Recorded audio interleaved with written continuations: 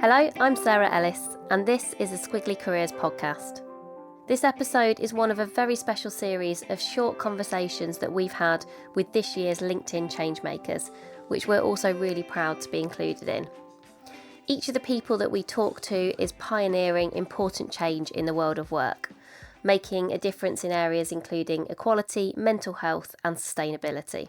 We're really looking forward to learning more about how they've made change happen, their hopes for the future and how we can all get involved.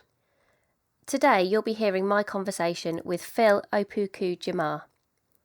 This is a conversation that I will always remember.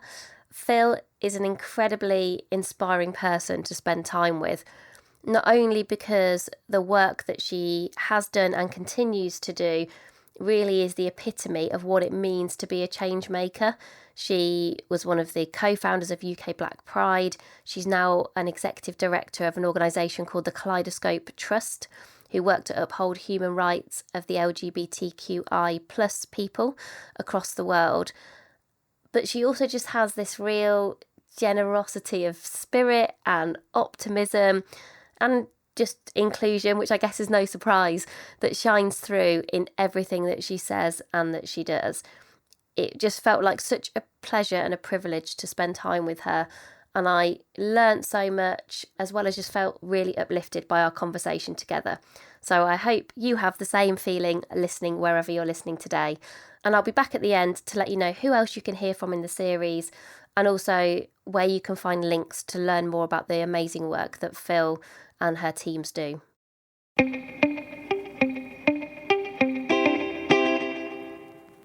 So Phyll, thank you so much for joining us today on the Squiggly Careers podcast. I'm really excited about our conversation.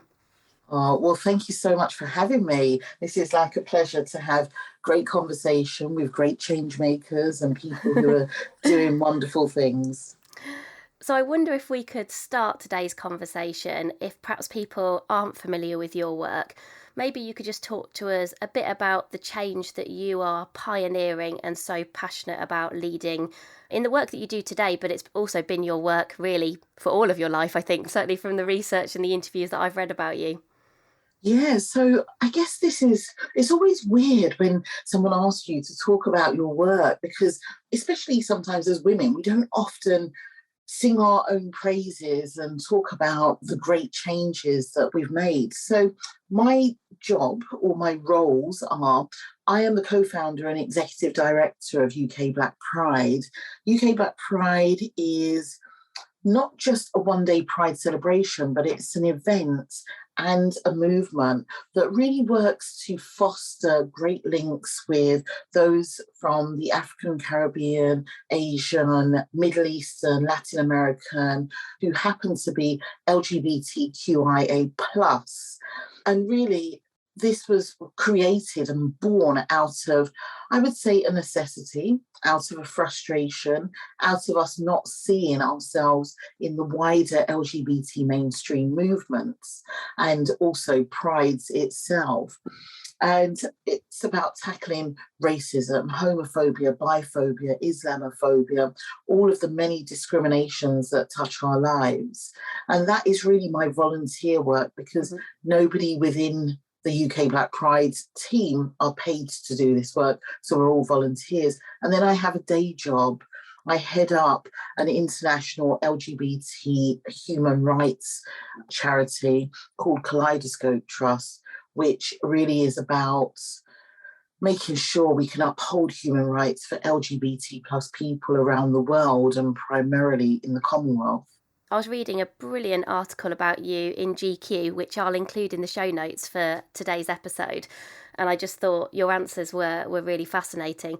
And it sounded to me that equality and the kind of desire to work in equality, to make things fair and equal for everyone, has almost always been part of your DNA.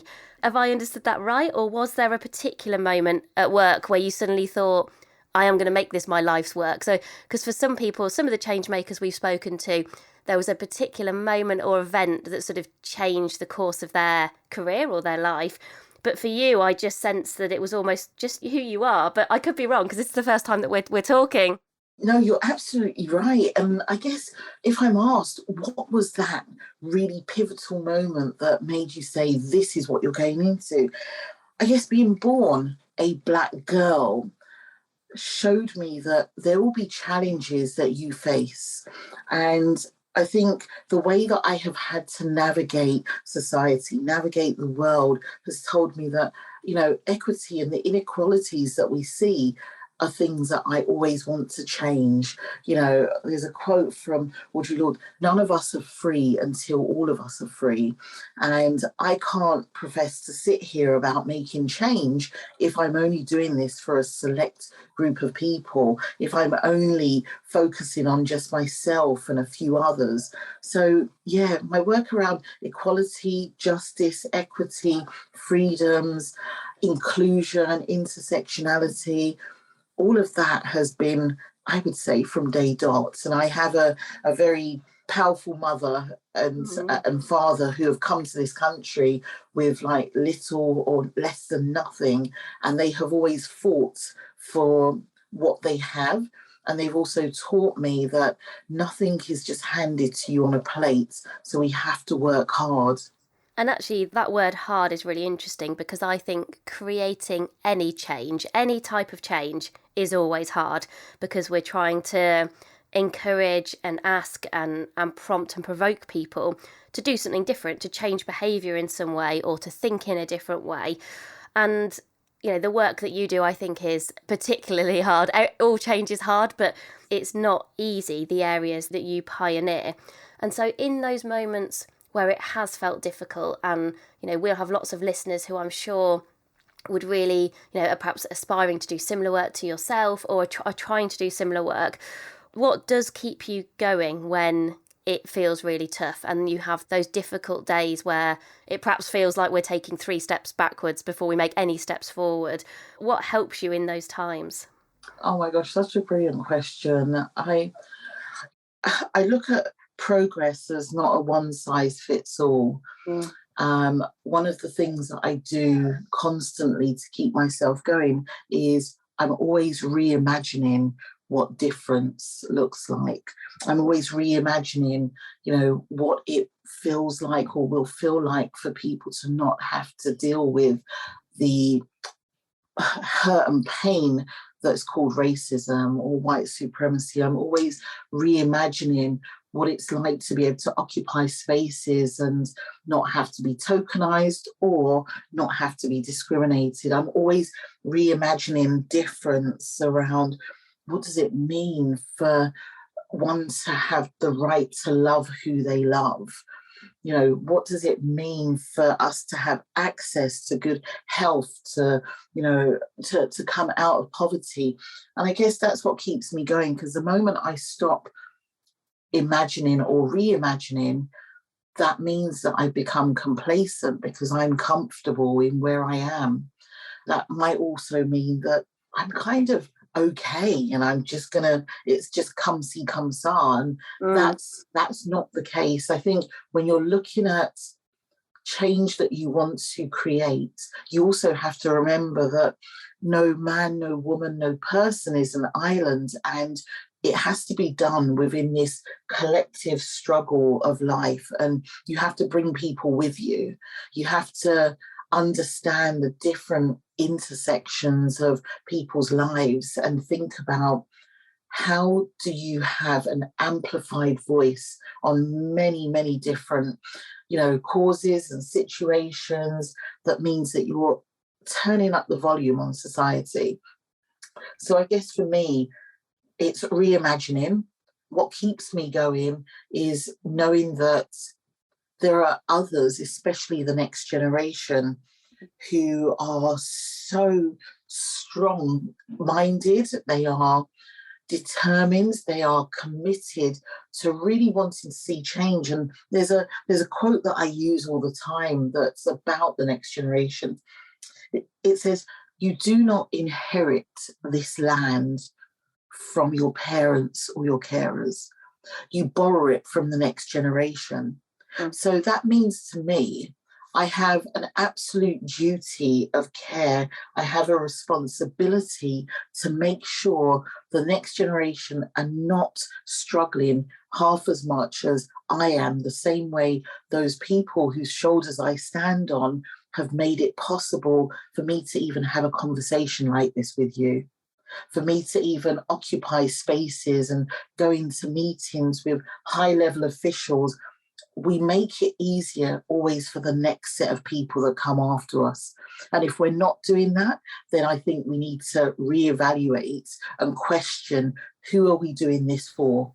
That's such a brilliant approach to adversity and to those difficult days that we talked about, in terms of keeping you optimistic, and also that kind of sense of like, why are you doing the work that you do?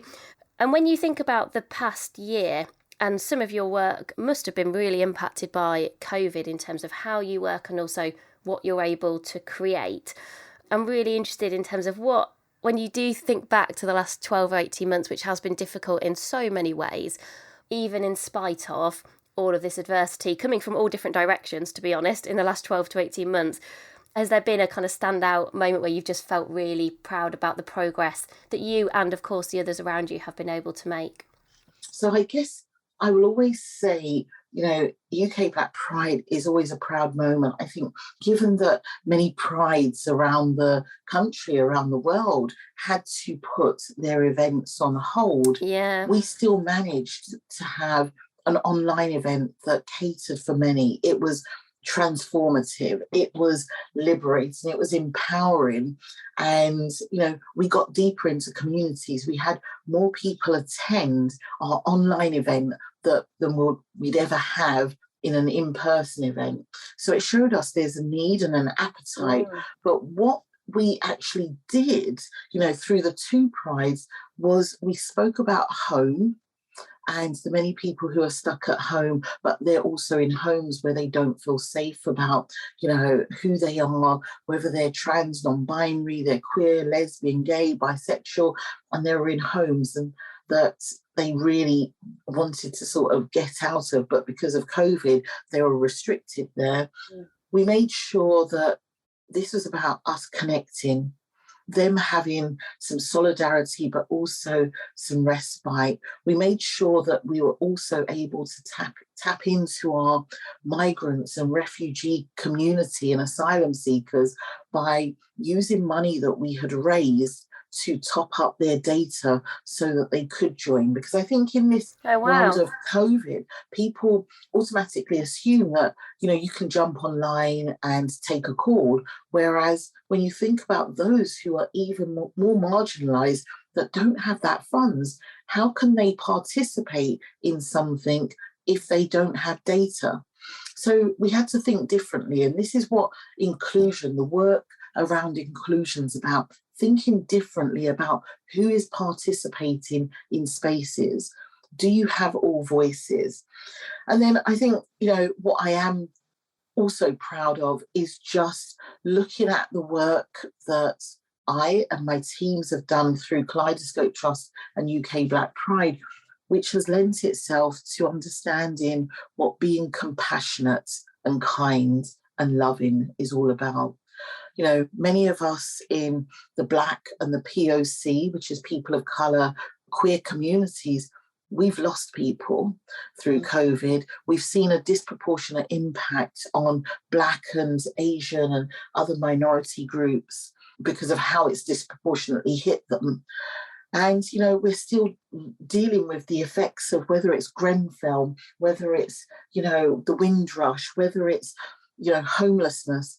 So compassion throughout these last 12 to 18 months has gone a long way in just making sure people know that we are here for you. We want to be transformative with you, but we want to also support. We want to be that listening ear.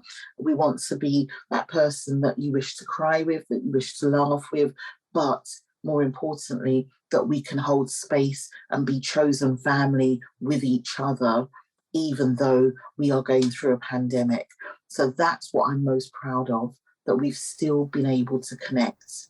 I'm interested to know, you talked about, like, you stand on the shoulders of the people that have come before you. And I just wondered whether there were any particular role models that you've had in your life, whether those are personal ones or kind of people perhaps who aren't with us anymore, but people that you have always looked to for inspiration, who perhaps have showed you the art of the possible. Oh my gosh, there are so many people. So I guess those who are no longer with us, I would say your Toni Morrison's, Yeah. because I love, I love reading her books from Yeah. Zulu to Beloved, Audre Lorde, her work that really speaks to intersectionality before it was even coined by Professor Kimberly Crenshaw. There's so many. James Baldwin, his work has inspired me. Langston Hughes.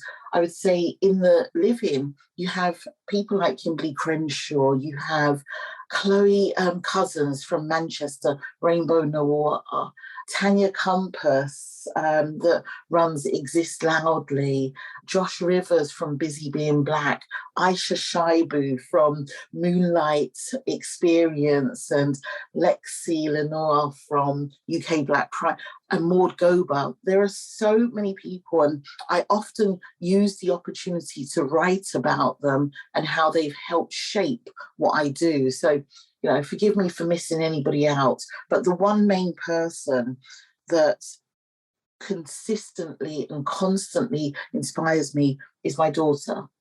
And my daughter is, she's just turned 26.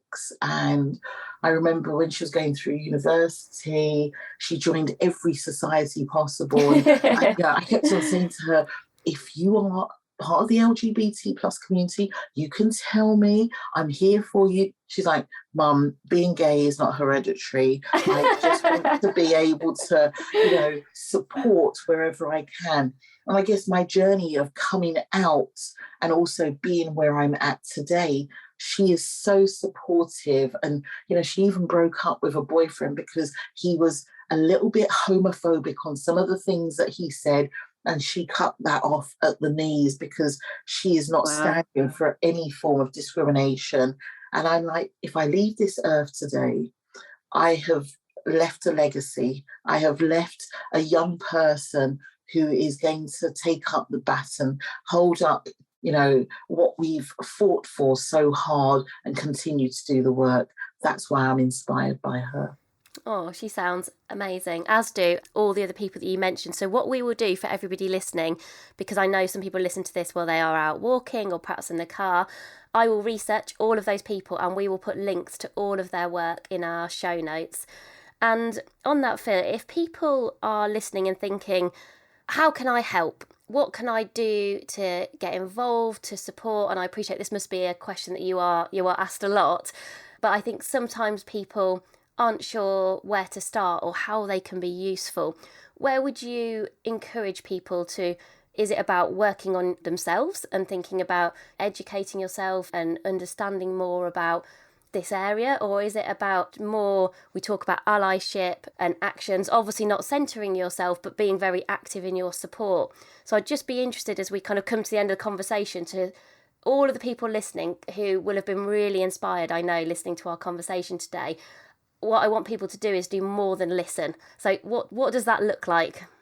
I guess, it's all of what you said, but, when we're talking about allyship and what people want to do, I'm always clear that allyship is situational. It is not a one size fits all. There are many different things. So I would say, firstly, this is about do your homework and your research. Google is your friend. Think about what books you can read. Like there's a book called Why I'm No Longer Talking to White People Around Race, about race, by Renee Ede-Lodge. There's, race critical theory. If it's about LGBT plus, there are so many resources. Start with Stonewall riots, why that was there, why that happened, to look at the research and the information around UK Black Pride and making those synergies and connections. So that's about doing your homework. Then I would say, second, make sure you are listening to those with the lived experience who are telling you this is what is happening for them, this is how it feels, and this is what they want to do about it. Don't, as you rightfully said, Sarah, don't make this about you as an individual and center yourself in a struggle or a movement that is not necessarily about you, but think about how you can listen and actually actively listen and engage. Thirdly, I would say this is about putting your money where your mouth is, if you can. If you are working in a big organization, or you're leading an organization, or you have, a pretty penny or two, think about how you can support by donating to those grassroots organizations which haven't historically had the same funding or resources as other big entities.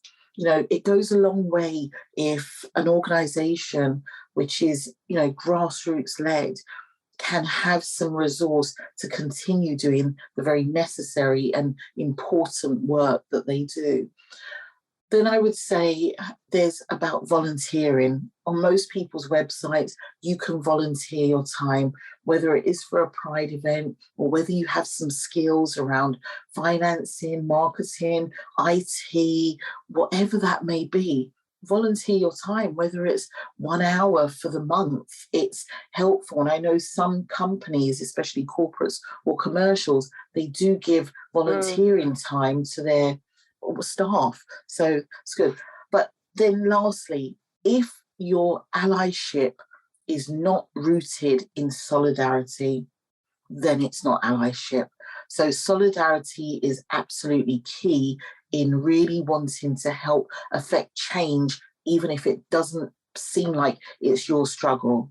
Because we have to understand your struggle, Sarah, has got to be my struggle, and my struggle has to be yours. That's the only way we are going to come together collectively if we're talking about Black Lives Matter, if we're talking about stamping out transphobia in our communities, if we're talking about, the lack of access that our disabled or differently abled persons are going through, if we're talking about young people and them not being seen or not having adequate housing, if we're talking about women and the equal pay gap that still exists, if we're talking about any of those protected characteristics, we have got to be able to be in solidarity with each other and also listen to each other. So I hope that's helpful for your wonderful listeners. And wow, it's been a pleasure speaking with you, Sarah. Thank you so much, Phyll. My final very quick question, because we ask all of our guests this, is if you were going to share one piece of career advice with everybody, what would it be? Oh, gosh, now you've got me. I would say one piece of career advice. I don't deal with just authenticity, because that's very different for each person and how people experience you. But I do deal with bringing your whole professional self to the table and knowing that what you have to say is valid and is worthy and it's necessary to be heard. Don't shy away from speaking up, and don't have yourself silenced in spaces where you haven't ordinarily spoken before. And know that there are other people out there who are rooting for you.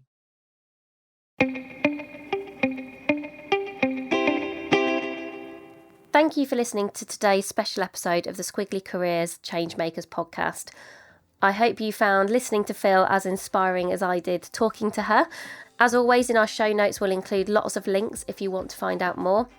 And don't forget, you can also listen to our other short conversations with LinkedIn Changemakers, including Dr. Layla Ajaralu, sharing her work on sustainability, and Martin Sibley, who discusses disability equality. That's all for today. We'll be back with you again soon. Bye for now.